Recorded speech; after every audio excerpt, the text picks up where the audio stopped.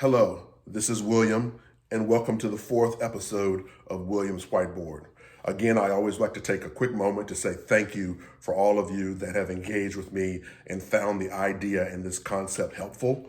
Thank you very much, and I look forward to doing many more.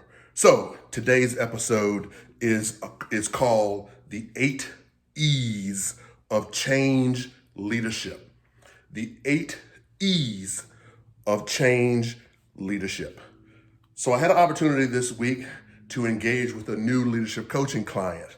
And during the course of that conversation, I was asked, William, if you were in government right now, what would you be doing to engage, to address, to lead in the coronavirus response? And I took a couple of minutes a couple of seconds because I was on a 30-minute call. But I took a couple of seconds to think about it, and some ideas started popping into my head.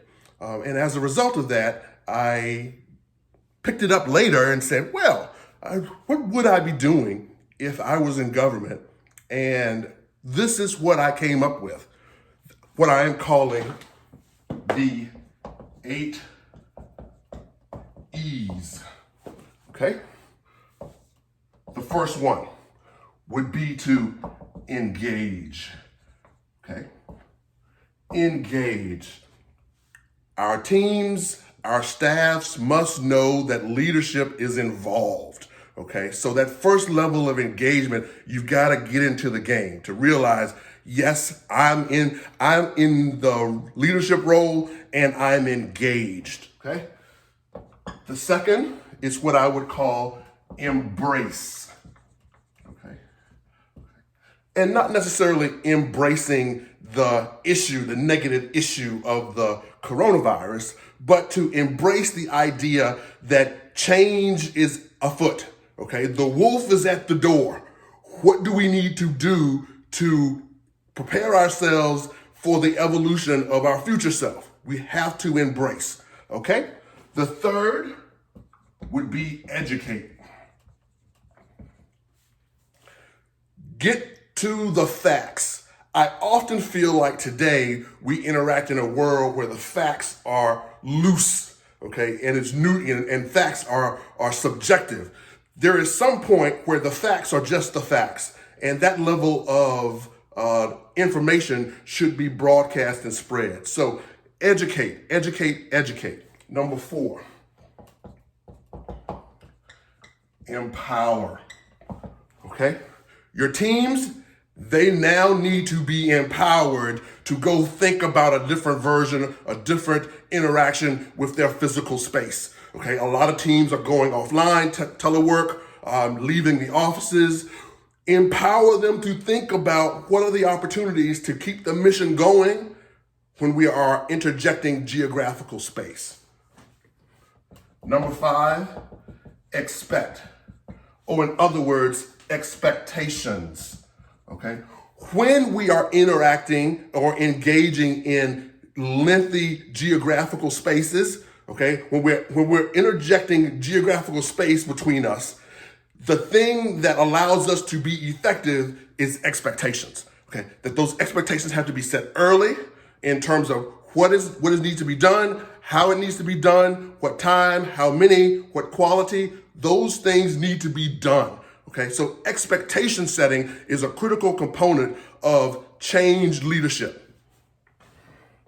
Number 6, equip, okay? We are moving from an office setting to a geographically dispersed telework, virtual work model. Those that are in that model need to be equipped to be effective. We can't ask people to continue, or we shouldn't be asking people to do and engage with people as they did when the person was on the other side of the cube, okay? So whatever the technology is, whatever the computers, laptop software, mobile, all of those things, whatever that is, our teams and our staff need to be equipped. Number 7, enhance.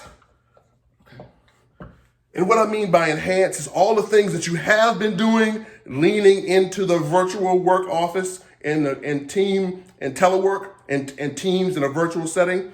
Enhance it. Push the envelope. This is a perfect opportunity. There is a phrase that goes around in the political setting that says, never let a crisis go to waste.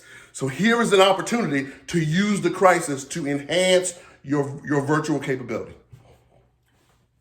And then the last, but certainly not least, encourage. Okay? Teams are ready and willing and able to evolve into their next versions of themselves. As leaders, we must be ready to encourage them to see and go and climb and reach for a different version of themselves. We must encourage them and let them know that leadership is in the building, okay? So, the 8 E's: engage, embrace, educate, empower, expectations, equip, enhance, and encourage. Thank you so very much for the time. This is William's Whiteboard. I'd love some engagement on how you interact with this concept. And maybe there's some more E's out there. I'd love to hear them in the comments.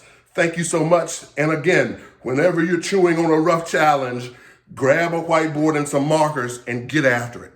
Thank you so very much. Have a great day.